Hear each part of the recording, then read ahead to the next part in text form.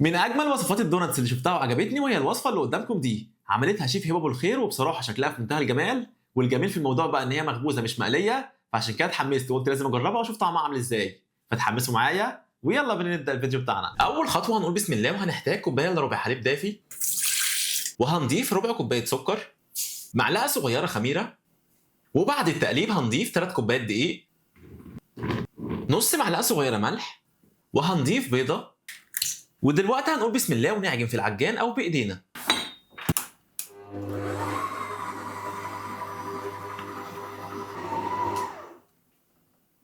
وبعد ما تتلم معانا العجينه بالشكل ده، هنضيف عليها معلقتين كبار زبده بدرجه حراره الغرفه، وهنكمل عجن لمده حوالي 10 دقائق.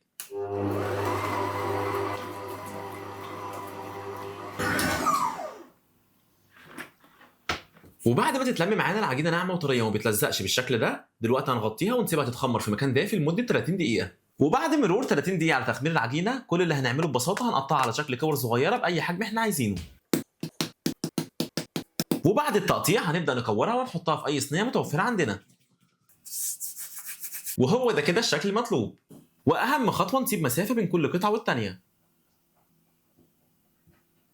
وبعد ما نكورها بالجمال ده، اخر خطوه بقى هنغطيها ونسيبها تتخمر لمده 15 دقيقه ونرجع لكم تاني. وبعد مرور حوالي ربع ساعه، دلوقتي بالنسبه للتسويه هندخلها في فرن مسخن مسبقا شغال من فوق ومن تحت على درجه حراره 190. هنسيبها في الرف الاوسط لمده حوالي 10 دقائق ونرجع لكم تاني. وبمجرد ما ياخد معانا لون ذهبي بالجمال ده، هنلمعه على طول بدهنه زبده.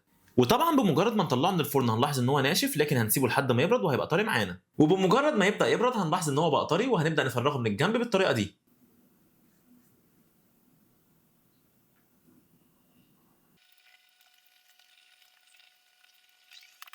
وبالنسبه للحشو هنستخدم اي نوع شوكولاته سبريد احنا بنحبه، والنوع اللي هستخدمه من شركه كواليتي تارجت.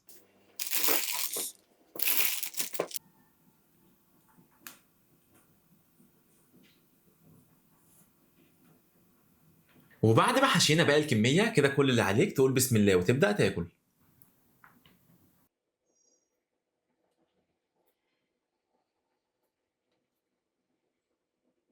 وبصوا كده ما شاء الله شكله طالع معانا حلو قوي.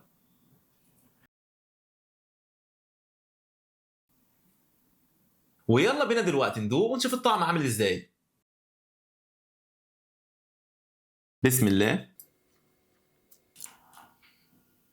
انا عايز اقول لكم ان الطعم باختصار عباره عن دوناتس هش وطري وعامل زي قطعه القطن، وفي نفس الوقت مش شارب نقطه زيت، لا هو كمان مليء بالشوكولاته. فانتوا بقى اللي هتقيموا الطعم عامل ازاي. من الاخر الطعم في منتهى الجمال، جربوه ان شاء الله هيعجبكم، واشوفكم في فيديو جديد.